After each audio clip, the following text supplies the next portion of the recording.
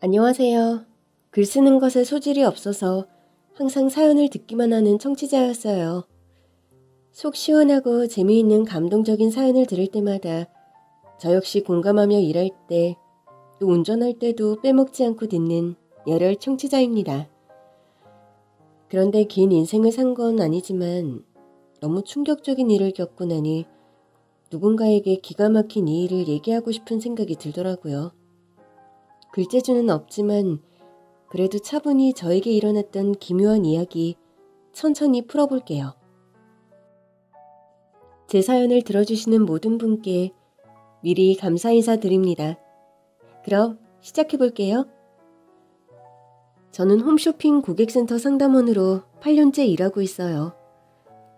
전화를 통해 비대면으로 상담을 진행하고 있지만 앞에 고객이 있다고 생각하고 웃으면서 종일 말을 하니 어떤 날은 정말 입꼬리에서 경련이 일어날 것 같아요.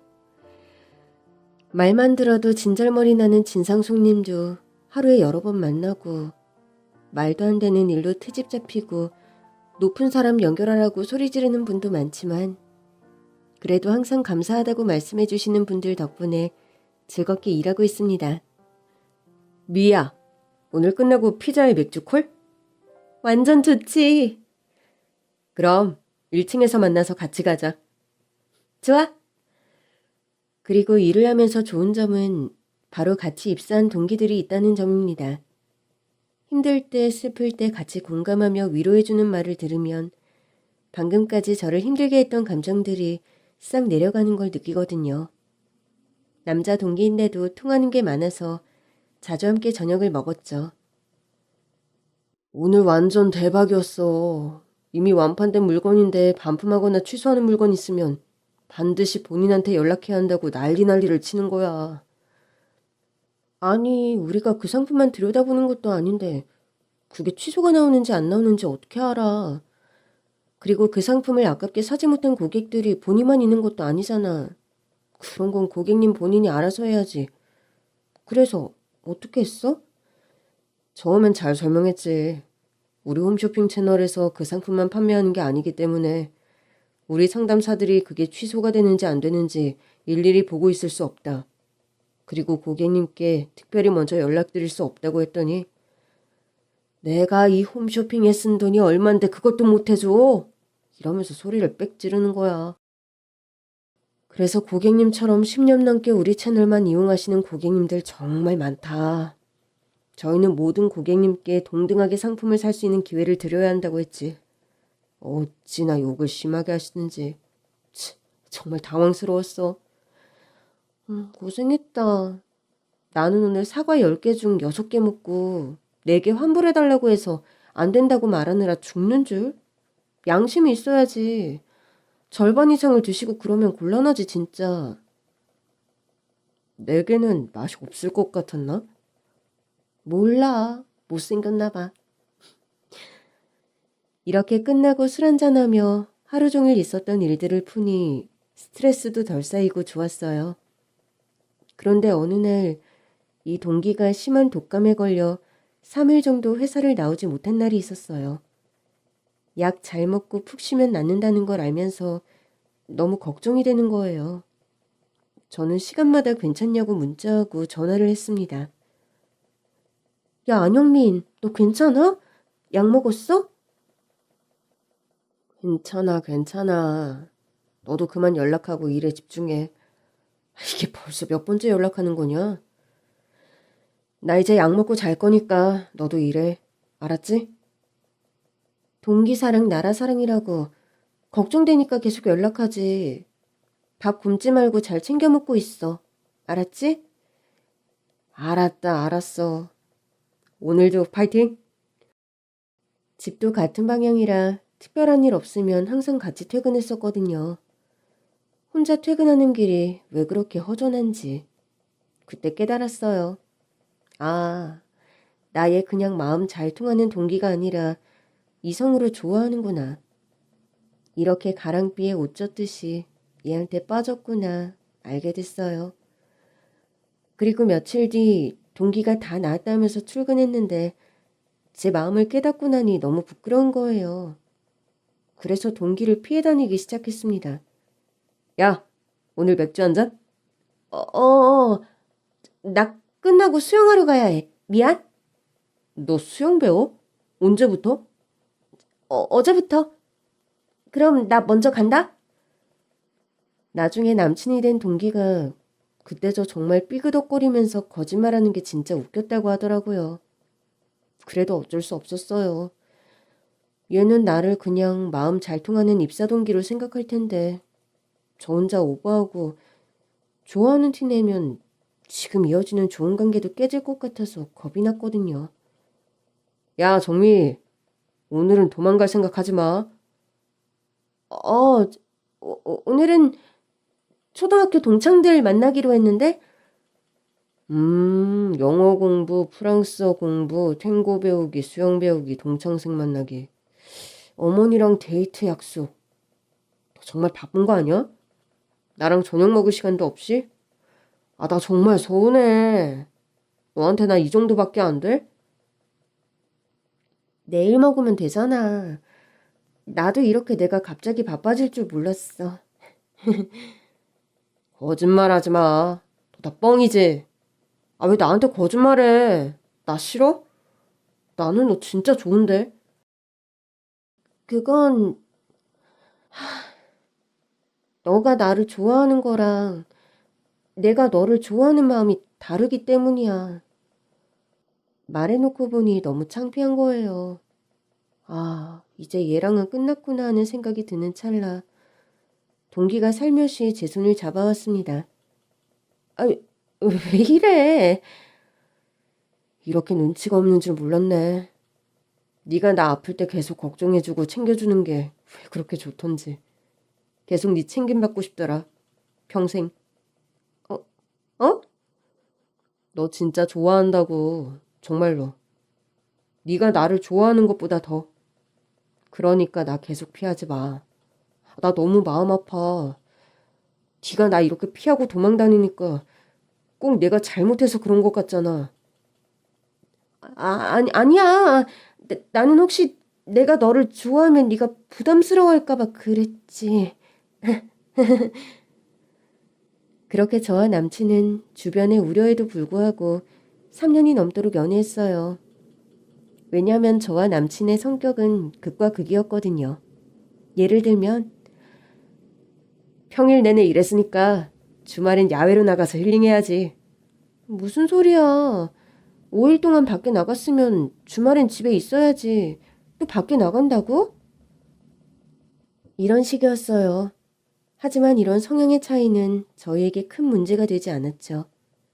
그래서 3년을 연애하고 그해 겨울 저희는 결혼하기로 했습니다. 너 매일 집에 데려다 주는 거 이제 싫어. 나 집에 혼자 가도 돼. 무리하지 마. 에이그, 너 어떻게 그렇게 아직도 눈치가 없냐? 같은 집 살면 밤에 헤어질 일도 없는데 널 데려다 주면서 아쉬워할 필요도 없고 나랑 평생 사는 거 어때? 좋아. 정말 좋아. 결혼을 약속하고 양가 어른께 인사드리러 간 날 긴장을 많이 했지만 유쾌하신 시어머니 덕분에 좋은 분위기 속에서 허락을 받을 수 있었어요. 나는 신혼집은 여기 아파트로 하는 게 좋은 것 같아. 자기야, 우리 아무리 돈이 많다고 해도 이 집은 무리이지 않을까? 돈 많은 예비 신랑은 이럴 때 쓰는 거야. 걱정하지 마. 정확하게 예비 신랑이 돈을 얼마나 모았는지는 모르겠지만 항상 저렇게 얘기했어요. 내 통장에 돈 많으니까 우리 예비 신부 하고 싶은 거 다 하세요. 제가 직접 통장을 확인해 본 적은 없지만 남자친구가 그렇다니까 그런가 보다 했어요. 아유, 우리 예비 사위 덕분에 내가 다 호강하네. 입맛에 잘 맞으세요? 그럼 우리 딸도 한 번도 안 사준 건데 우리 사위 덕분에 먹어보네. 자네도 나 그만 챙기고 얼른 들어. 네, 저 어머님, 저 잠시 전화 한 통만 하고 오겠습니다. 그래, 얼른 받고 와. 엄마, 영민 씨 마음에 들어요? 마음에 들다마다. 우리 딸 연애는 하고 다니나 걱정했는데 어디서 이렇게 멋진 남편감을 데리고 왔을까? 정말도 참. 엄마, 혼자 계실 수 있죠? 나 화장실 얼른 갔다 올게요. 그래, 오는 길에 안서방도 데리고 들어와. 전화가 길어지네. 알았어요. 화장실을 갔다가 복도로 나가보니 신랑 모습이 보였어요. 영민 씨, 어? 밖에서 아는 척하지 말라고 했죠. 빨리 가요. 누구셔? 길을 여쭤보시네. 저도 처음 온 곳이라 그건 잘 모르겠어요. 자기, 이 동네 자주 오지 않았어? 어? 그렇다고 내가 여기 근처랑 이 건물에 뭐가 있는지는 다 알 수 없잖아. 그렇긴 하지. 얼른 들어가자. 엄마 기다리고 계셔. 그렇게 연애처럼 순탄하게 결혼 준비도 할 수 있을 줄 알았어요. 하지만 제 결혼 준비는 제 예상과 전혀 다른 방향으로 흘러갔습니다. 오늘도? 오늘 식장에 가서 밥 잘 나오는지 확인해 보기로 했잖아. 갑자기 미팅이 잡혔어. 중요한 미팅이라 뺄 수가 없어. 가서 당신이 먹어보고 와. 당신이 마음에 들면 당연히 나도 마음에 드는 거니까. 알았지? 나 끊는다. 이따 연락할게. 야, 아니, 쟤는 회사도 퇴사한 마당에 뭐가 그렇게 바쁘다는 거야? 전부터 구상한 사업이 있다며 예비 신랑은 결혼을 앞두고 회사를 그만뒀어요. 매일 보던 사람을 보지 못하니 너무 허전하더라고요. 그런데 평일 주말할 거 없이 이렇게 정신없을 줄은 몰랐어요. 정신만 없는 게 아니라 너무 바빠 얼굴 한번 보는 것도 힘들었습니다. 신부님 몸매엔 이런 A라인 드레스가 훨씬 잘 어울리실 것 같아요. 그래, 이거 디자인도 너무 좋고 엄청 예쁘게 반짝반짝 핀다네. 이거랑 처음 해봤던 거 한번 입어보자. 알았어. 신부님 나가십니다. 아이고, 우리 딸 정말 예쁘다. 안서방은 이렇게 예쁜 자기 부인 못 봐서 어떻게 하니? 아쉬워서. 결혼식 당일에 보고 놀라겠지 뭐. 이게 첫 번째 드레스입니다. 신부님 어떠세요? 가슴 라인이나 이런 건 수정할 수 있고요. 길이감도 너무 괜찮으시네요. 네, 예쁘네요. 저 다음 드레스 입어봐도 될까요? 네, 그렇게 하세요. 예쁜 드레스가 잔뜩 걸려있는 샵을 가서 이것저것 입어봐도 아무리 엄마랑 직원들이 예쁘다고 해도 제 기분은 좋아지지 않았습니다. 보통 이런 건 다 예비 신랑이랑 같이 와서 하는 건데. 그리고 여기서 제 드레스만 하는 게 아니라 신랑 턱시도도 같이 피팅해봐야 하는데 이 사람은 잘했냐는 연락은커녕 오늘이 드레스 피팅 날인 것도 잊고 있었습니다. 아무리 바빠도 잊을 게 따로 있지. 오늘 당신이랑 내 예복 입어보는 날이었는데 잘했냐고 물어보지도 않아? 내가 일부러 그랬어? 내가 바빴잖아.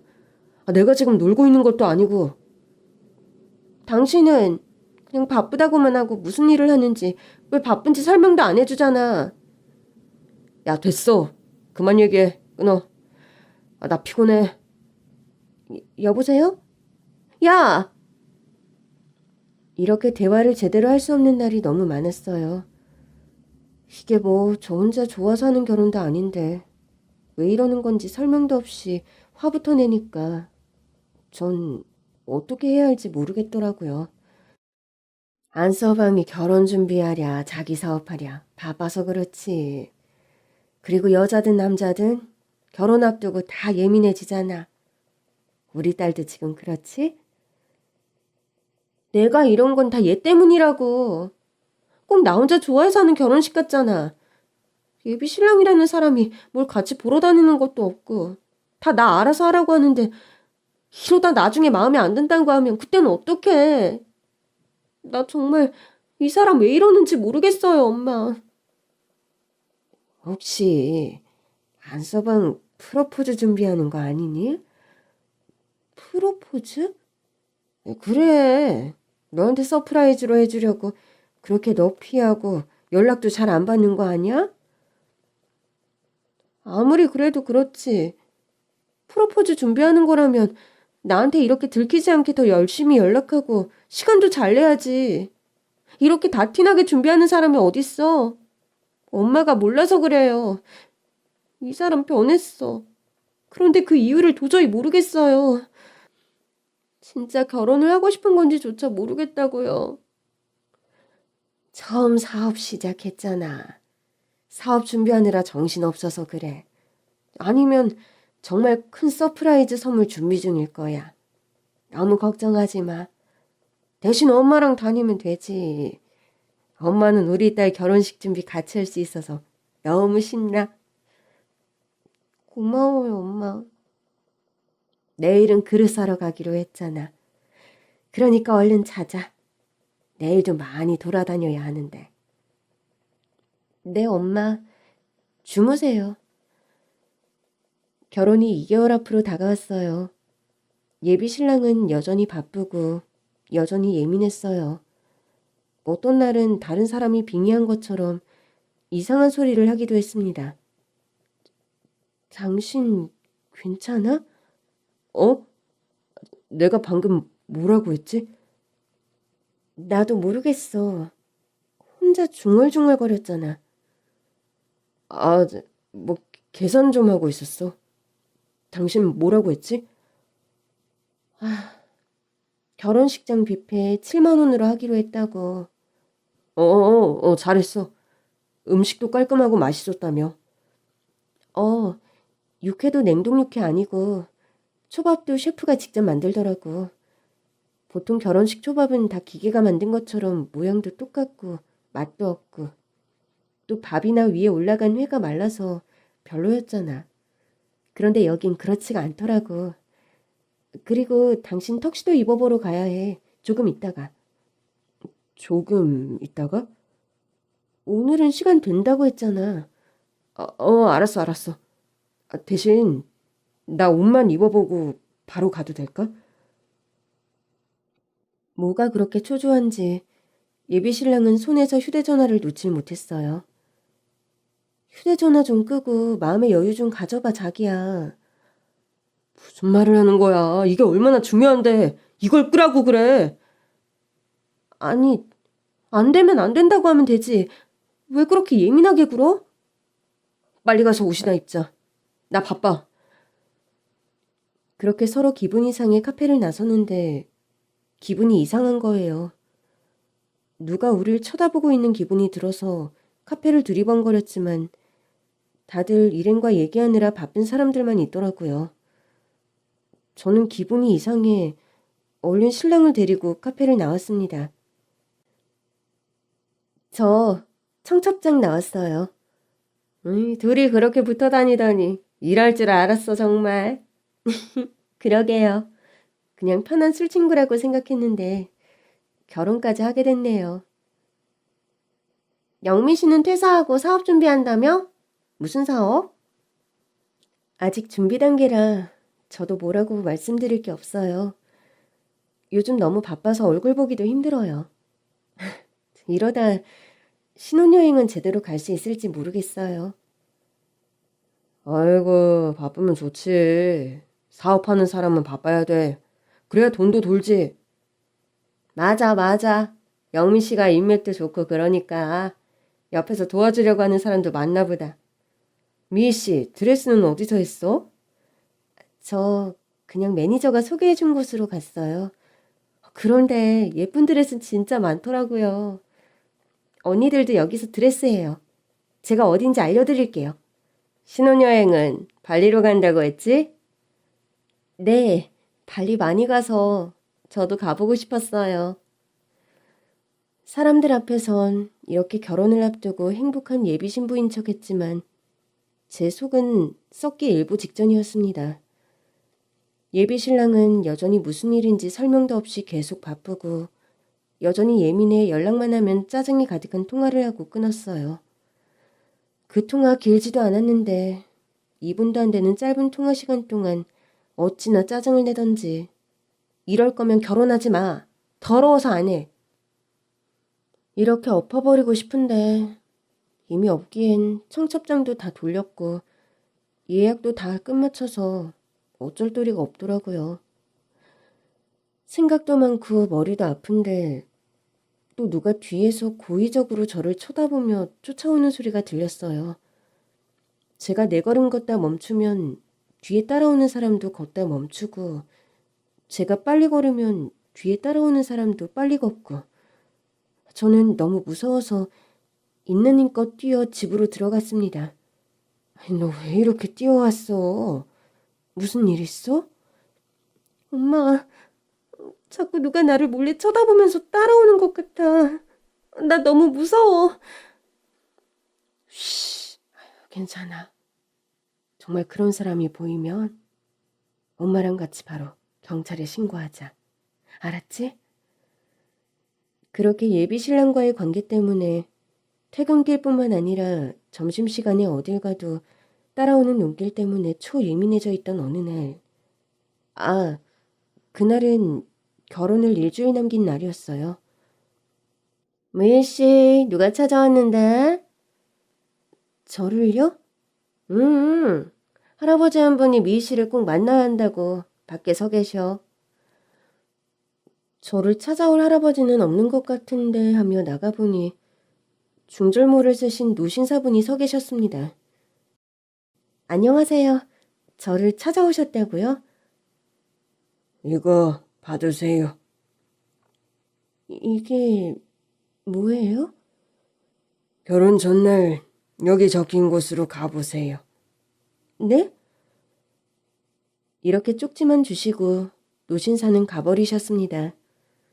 쪽지를 열어보니 정말 주소 한 줄이 적혀 있었어요. 그리고 할아버지의 걸음소리를 듣자마자 저를 쫓아다녔던 사람이 이 노신사였다는 걸 알게 됐습니다. 저기요! 할아버지! 얼른 할아버지를 쫓아 1층으로 내려갔지만 할아버지는 이미 어딘가로 사라지셨었죠. 저는 처음 보는 사람이 제 이름은 물론 제 회사 그리고 곧 결혼을 앞뒀다는 것까지 알고 있는 게 너무 소름 끼쳐 그 쪽지를 바로 찢어버리려고 했어요. 그런데 가슴 한쪽에 뭔가 찝찝함이 남아있는 거예요. 그래서 일단 주머니에 쪽지를 구겨넣고 다시 일터로 돌아갔습니다. 그렇게 시간은 흘러 결혼 전날이 되었어요. 저는 신랑이 내일 결혼하는 날인 걸 잊지는 않았는지 걱정이 되더라고요. 제가 우리 내일이 결혼식이야. 기분이 어때? 라고 문자를 보내도 확인도 안 하고 답장도 없더라고요. 너무 불안했어요. 그리고 불쾌한 기분이 스멀스멀 올라왔습니다. 이 불쾌함은 바로 일주일 전 노신사가 주고 간 쪽지 때문이었어요. 결국 주머니에 넣어놨던 쪽지를 펴 주소를 확인하고 전 옷을 챙겨 입고 그 주소로 향했습니다. 그리고 수십 개 찍힌 발자국을 따라가서 본 장면은 정말 세상이 경악할 만한 충격적인 장면이었습니다. 차를 끌고 내비게이션이 알려주는 대로 가니 웬 넓은 공터가 나왔어요. 내비게이션은 목적지에 도착했다며 안내를 종료했어요. 차를 조용한 곳에 세우고 내리자 눈앞에 익숙한 인형이 보였습니다. 바로 저에게 쪽지를 주셨던 그 노신사였어요. 할아버지! 쉿! 아가씨가 꼭 오기를 기다리고 있었어요. 여기가 어디예요? 뭐 하는 곳인데 저렇게 경비가 잔뜩 서 있어요? 내가 여기서 구구절절 설명하는 것보다 직접 눈으로 보는 게 빠를 거예요. 자, 한마디도 하지 말고 날 따라와요. 알았죠? 저는 고개를 끄덕였습니다. 출입증. 여기 있네, 여기 있어. 오늘은 지각이야. 늦으면 안 되는데. 얘는 뭐야? 험상궂은 얼굴로 저를 가리키자 너무 무서워 침이 꼴깍 넘어갔습니다. 저 신입이야. 그런데 말을 잘 못해. 듣는 건 문제 없으니까 걱정하지 말라우. 얼른 들어가봐. 후들거리는 다리를 들키지 않기 위해 정말 있는 힘껏 참았어요. 여기 대체 뭐 하는 곳이에요? 쉿! 건물 안으로 들어오니 안은 밖에서 보던 것과는 다르게 정말 복잡해 보였어요. 대체 여길 어떻게 하는 건지 노신사는 거침없이 앞장서서 갔습니다. 내가 우리 딸 생각나서 말해주는 거예요. 그러니까 보고 놀라지 말아요. 알았죠? 저는 소리를 내면 안 될 것 같아 고개를 끄덕였습니다. 빠직. 작은 나뭇가지를 밟는 소리도 너무 크게 들렸어요. 그리고 문 앞에 서 있는 경비가 꼭 우리를 쫓아올 것 같았죠. 그래서 최대한 발소리를 죽여 조심히 걷기 시작했습니다. 건물 내부는 거대한 미로 같았어요. 저처럼 길눈이 어두운 사람은 무조건 길을 잃고 저 무서운 사람들한테 붙잡히겠구나 생각이 드니 더 정신을 차리고 할아버지를 따라갔습니다. 가서 뭘 보든 큰 소리를 내면 안 돼요. 아까 봤죠? 그런 덩치 있는 경비들이 여기저기 돌아다니고 있으니까 조심해야 해. 알았죠? 네, 알겠습니다. 그렇게 미로 같은 건물을 빠져나오니 아까보다 더 큰 공터가 나왔어요. 그리고 모래바닥에 수많은 발자국이 찍혀 있는 걸 보았죠. 여기 이렇게 많은 사람이 왔나 봐요. 발자국이 정말 많은데요? 자, 이 발자국을 따라가 보자고. 발자국을 따라 또 다른 건물로 가는 길. 길 옆에 빈 상자가 엄청 많이 버려져 있는 걸 볼 수 있었습니다. 버려진 상자 중엔 익숙한 상자들도 있었어요. 어? 저거 영민 씨가 우리 집에 가져왔던 포도즙인데? 결혼을 허락받고 얼마 지나지 않았을 때, 그러니까 이 사람이 이렇게 변하기 전 예비 신랑은 우리 집에 포도즙, 배즙, 양파즙은 말할 것도 없고 관절에 좋은 약, 그리고 심지어 친정엄마 침대까지 바꿔줬어요. 그런데 익숙한 상표가 보이는 게 영 기분이 안 좋았습니다. 그리고 건물에 가까워질수록 멀리서만 들렸던 말소리도 점점 잘 들리기 시작했죠. 이 목소리는 우리 신랑 목소리인데? 쉿! 이쪽으로 와요. 저는 제가 본 경악할 만한 장면에 할 말을 잃고 말았습니다. 저 인간 지금 저기서 뭐 하는 거예요? 마이크를 잡고 뭐에 홀린 사람처럼 수많은 사람 앞에서 말을 뱉어내고 있는 남편. 그리고 그런 사람들 사이를 돌아다니며 사람들에게 약상자를 나눠주고 있는 시어머니. 네, 맞아요. 그들은 불법 다단계를 운영하고 있었습니다. 우리 엄마한테 갖다 줬던 것들은 전부 여기 다단계에서 팔고 있는 물건들이었어요.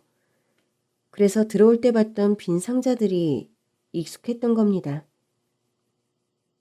이 알약 하나만 먹으면 혈관이 싹 깨끗해져. 혈관이 깨끗해지면 뭐에 좋다? 그렇지. 고지혈증도 막고 심혈관 질환도 막을 수 있고 뇌혈관 질환도 막을 수 있지. 얼마나 좋아. 그런데 이 약에 투자까지 한다. 8,000% 수익률 보장. 어때? 주식보다 코인보다 이게 더 수익률이 좋은 거라고. 미국 FDA에서 승인까지 한 약인데 이것보다 더 안전한 투자가 어딨어? 그렇지, 그렇지. 예비 신랑의 눈은 생기를 넘어서 광기에 휩싸여 있었습니다. 건물 뒤에 숨어 지켜보니 저 약은 우리 엄마한테 관절에 좋다면서 갖다 줬던 약이었어요. 그리고 그때 우리 엄마에게 약을 주며 했던 말이 생각났습니다. 장모님, 이거 신약인데 승인은 떨어졌어요. 그런데 아직 팔고 있진 않거든요. 제 친구가 개발한 약인데 장모님 드리려고 특별히 받아왔어요. 먹어보시고 효과 좋으시면 주변 친구분들께 홍보 부탁드릴게요. 아이고, 우리 사위 친구가 개발한 약이면 당연히 좋겠지. 내가 입소문 많이 내줄게. 그리고 공짜 말고 직접 사서 먹으라고 할게. 약국에서 팔면 얘기해줘. 알았지? 감사합니다, 장모님. 이 거지 같은 놈. 감히 우리 엄마한테 저런 성분도 알 수 없는 약을 줬단 말이야? 아가씨, 흥분하면 안 돼요. 지금 우리 둘이선 이 현장을 어떻게 할 수 없어요. 그러니까 잘 보고 있다가 경찰에 신고합시다. 감사합니다. 그런데 왜 직접 신고 안 하시고 저를 데려오신 거예요? 지금은 말하기엔 좋은 때가 아닌 것 같군요. 이 일이 정리되면 나중에 만나서 얘기합시다. 일단 경찰에 신고부터 해요. 네. 제가 문자로 경찰에 신고하는 동안에도 남편은 쉬지 않고 떠들었습니다. 그리고 내가 늘 얘기하지. 이런 고급 정보 아무에게나 얘기하면 된다, 안 된다? 안 된다! 그렇지. 일단 어떻게 해야 한다? 친구에게 좋은 약이 있다고 소개시켜준다! 그렇지. 일단 사람들이 이 약을 많이 사야 우리 투자금도 더 많이 받을 수 있다고. 일단 약을 많이 팔아야 해. 사람들이 약을 먹어보고 효과를 느끼면 사람들이 계속 사겠지? 그럼 약의 인기가 좋아지잖아. 여러분이 나가서 홍보해서 약을 팔면 그 수익 다 누구 거야? 여러분 거야. 거기다 약에 투자까지 했잖아. 내가 아까 몇 퍼센트라고 했지? 맞아. 8,000%. 여러분, 우리 이 약으로 모두 부자 돼봅시다! 와! 그렇게 숨죽여 지켜보고 있는 와중에 밖에서 일사불란한 소리가 들렸습니다. 저기 서 있는 두 사람이 대표예요. 빨리 잡아주세요. 그 순간 예비 신랑과 눈이 마주쳤습니다. 뭐야? 네가 어떻게 여길 들어와? 이 사기꾼아. 이딴 일 하느라 그렇게 내 연락도 쉽고 결혼하는 것도 잊고 있었냐? 이런 사기치느라? 에이치, 나 나중에 보자. 저는 예비 신랑이 운동신경이 좋지 않다는 걸 알았거든요. 남편은 얼마 도망 못 가 경찰에게 잡혔습니다. 시어머니는 진작에 잡혔고요. 이 배은망덕한 걸 네가 감히 우리한테 이런 짓을 해? 네가 그러고도 사람이야? 누가 누구 보고 그딴 말을 하는 거예요. 순진한 사람들, 힘없고 약한 사람들 이런 곳에 모아놓고 사기친 인간이 누군데 어떻게 사람의 탈을 쓰고 이런 미친 짓을 해요? 그리고 너 이런 쓰레기 같은 걸 우리 엄마한테 관절약이라고 준 거야? 쓰레기보다 못한 자식. 경찰관님, 이 인간들 평생 교도소에서 살게 해주세요. 그렇게 결혼 전날 예비 신랑이 불법 다단계 우두머리인 것을 확인한 저는 다음날 일단 식장으로 향했습니다. 미희야, 꼭 이렇게까지 해야겠니?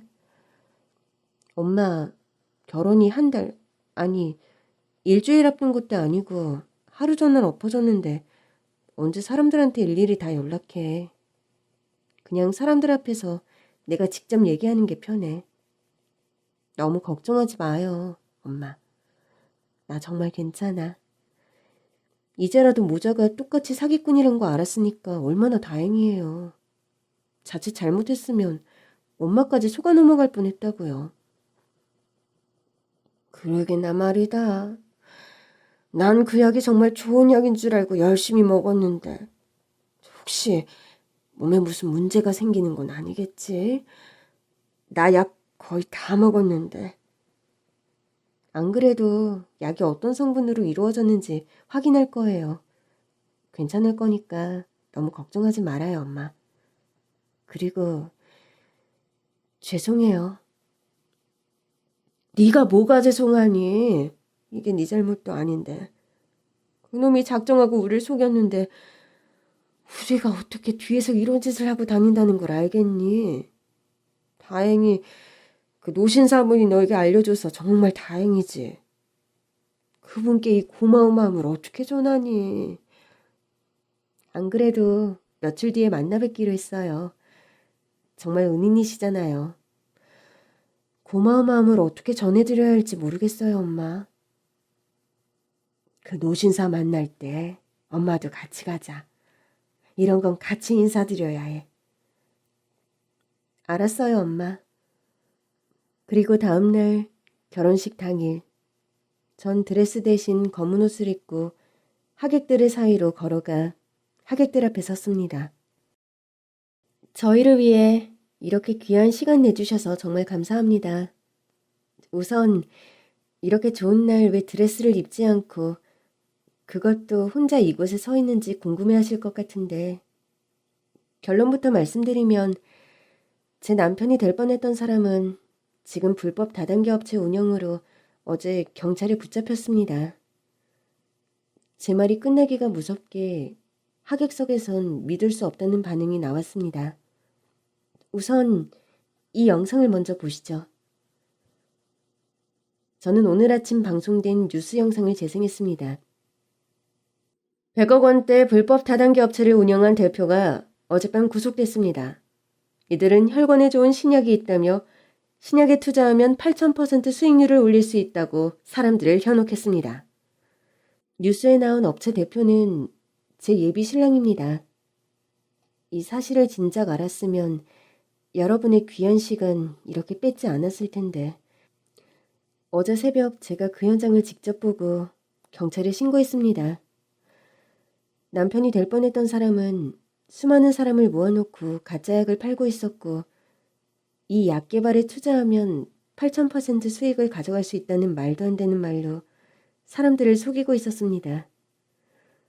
결혼 하루 전날 또는 당일에 식을 올리지 않겠다는 소식을 접하시면 너무 놀라실 것 같아 왜 결혼하지 않기로 했는지 직접 설명해야 할 것 같아서 이렇게 제가 나서게 됐습니다. 저도 이 상황이 너무 황당한데 여기 오신 분들은 얼마나 당황스러우실까요? 그리고 또 한 가지 이유는 혹시 이곳에도 예비 신랑께 피해 입으신 분들이 계실까봐 직접 나섰습니다.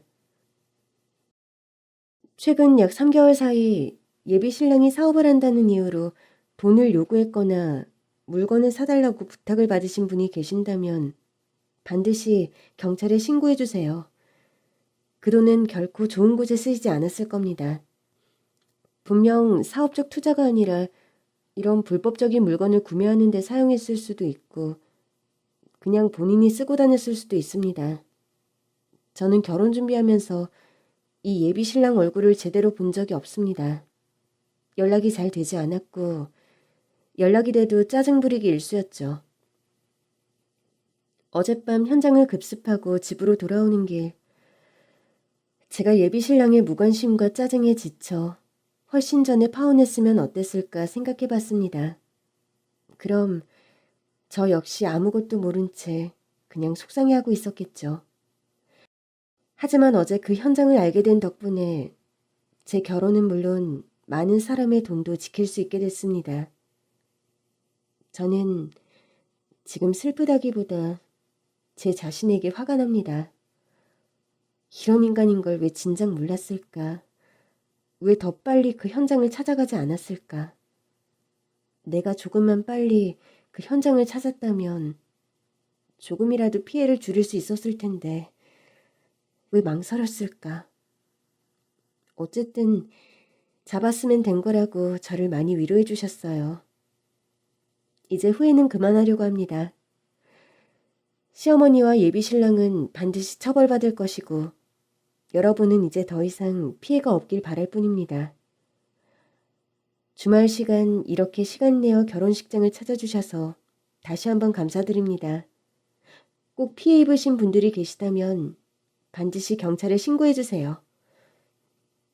박수칠 분위기는 아니었지만 어쩌다 보니 박수를 받고 내려왔습니다. 이미 식장이며 뭐며 취소할 수 없는 상황이었기 때문에 돈은 돈대로 나갔지만 그래도 속은 후련했습니다. 결혼을 준비하면서 늘 저를 감쌌던 불안감과 불쾌감이 모두 싹 사라졌거든요. 어머, 미희 씨, 지금 뉴스에 나오는 거 진짜 영민 씨야? 네, 맞아요. 나 그런데 결혼식 날 미희 씨 좀 멋있었어. 사실 제일 힘들었을 사람이 미희 씨였을 텐데 그렇게 의연하게 식 찾아와 준 분들께 잘 얘기하고 모두 이 상황을 이해할 수 있게 해줬잖아. 우리 진짜 놀랐어. 사업한다는 게 그렇게 불법 다단계였을 줄이야? 언니들 중 당한 사람 없죠? 안 그래도 우리한테 무슨 다이어트 약이었나? 관심 있으면 연락하라고 했는데 그냥 무시했거든. 미친 인간이 진짜. 그래도 그 약 안 사서 정말 다행이에요. 안 그랬으면 언니들도 돈 엄청 뜯겼을 거예요. 야, 근데 아무리 그래도 수익률 8000%는 너무했다. 정말 많은 사람이 이 인간 말을 믿고 앉아서 고개를 끄덕거리는 모습이 너무 무서웠어요. 그저 경찰이 빨리 도착하길 바라고 있었죠. 왜? 똥차 가면 벤처 온다고 하잖아. 그런 쓰레기는 이제 그만 얘기하자. 아니, 좋은 얘기도 아닌데. 다행히도 저와 예비 신랑을 같이 알았던 지인들 중에서 피해자가 없는 것 같았어요. 정말 다행이죠. 그리고 며칠 뒤 저와 엄마는 저에게 주소를 알려줬던 그 노신사분을 만나러 나왔습니다. 할아버지! 아이고, 먼저 와서 기다리고 있었네요. 당연히 저희가 먼저 와서 할아버지를 기다려야죠. 여긴 저희 어머니세요. 오시는데 불편하진 않으셨어요? 괜찮았어요. 결혼식 전날 충격이 컸을 것 같아요. 그 점은 미안해요. 아닙니다. 선생님께서 알려주신 덕분에 그때라도 결혼을 멈출 수 있어서 얼마나 다행인지 몰라요. 정말 저희에겐 은인이나 다름없으세요. 저 역시 처음에 친구가 몸에 좋은 약이라면서 주길래 아무 생각 없이 먹기 시작했죠. 그런데 기분 탓이었겠지만 정말 이 약을 먹으니 건강이 좋아지는 느낌이 들더라고요. 그래서 그 친구한테 물어봤죠. 이 약을 어디서 살 수 있냐고. 그 친구분도 역시? 맞아요. 그 친구는 이미 푹 빠진 직후였죠.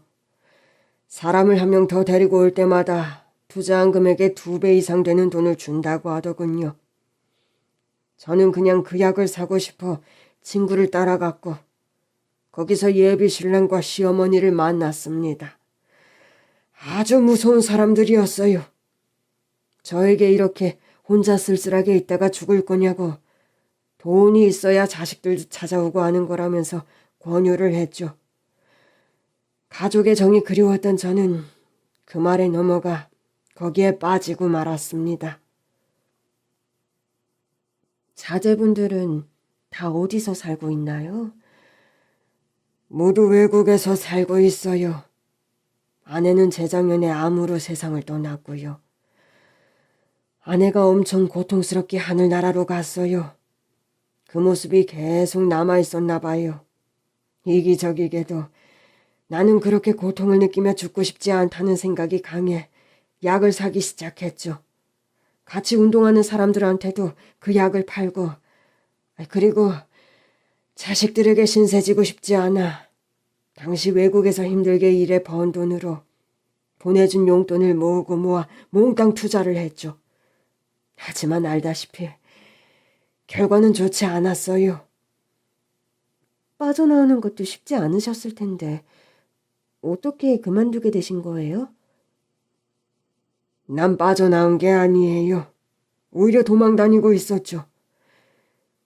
그러다 우연히 카페에서 미 양을 봤어요. 같이 있는 사람을 보니 회장이더군요. 그때부터?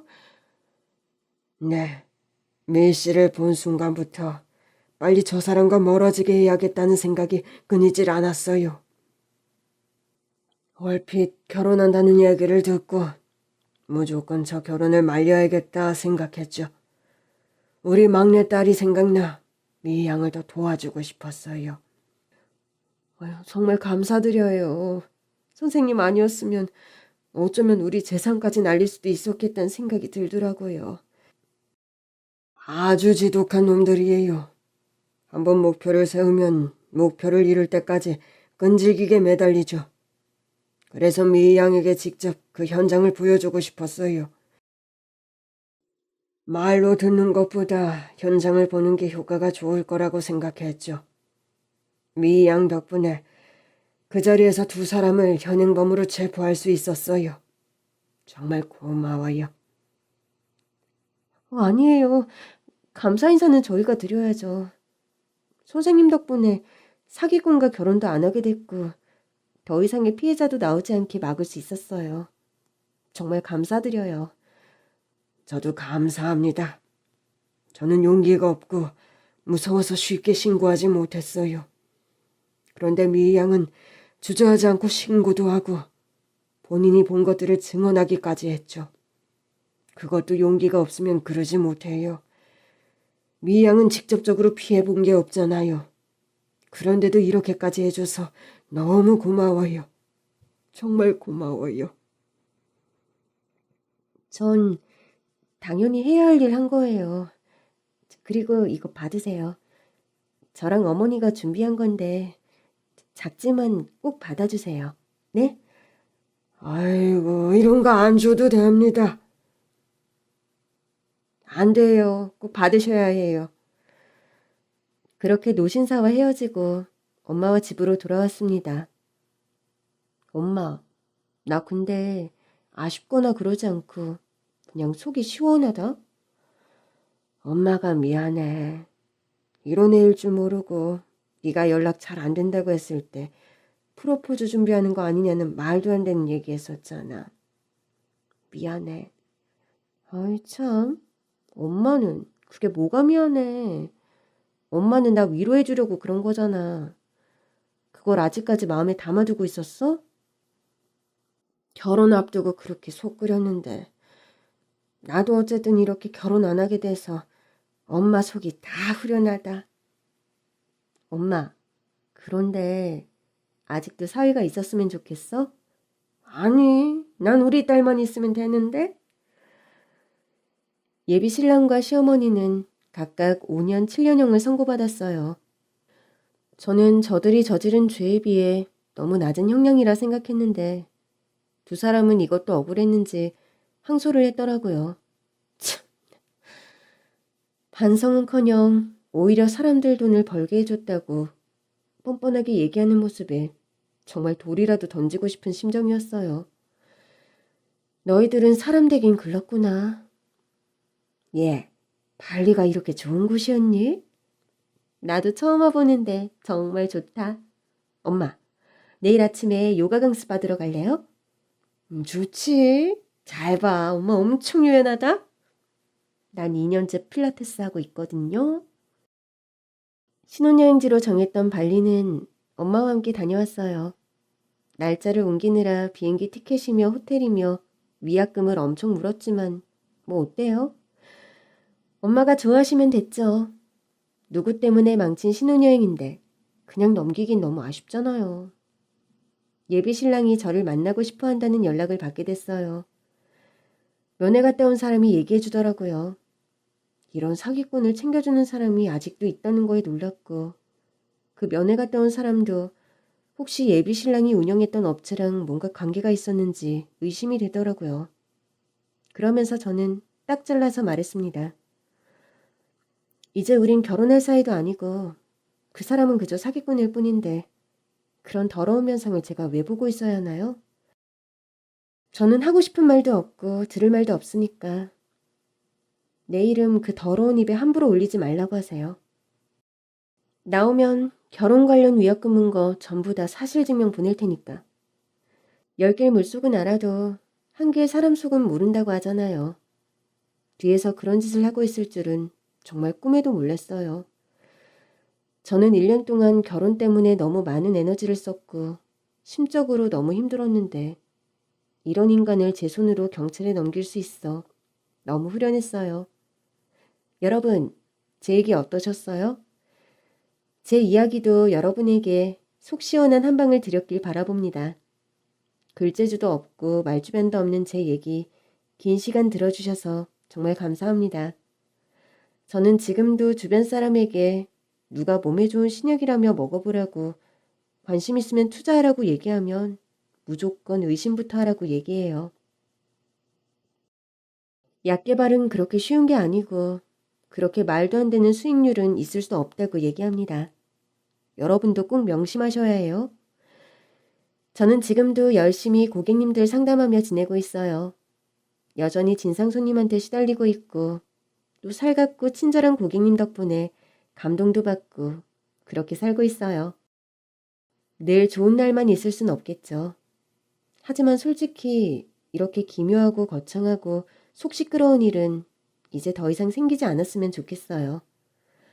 배운 점도 많지만 감정 소모가 너무 크더라고요. 지금까지 들어주셔서 감사합니다. 여러분의 일상에도 소소한 행복이 모여 큰 행복을 이루었으면 좋겠습니다. 모두 건강 조심하시고요. 안녕히 계세요.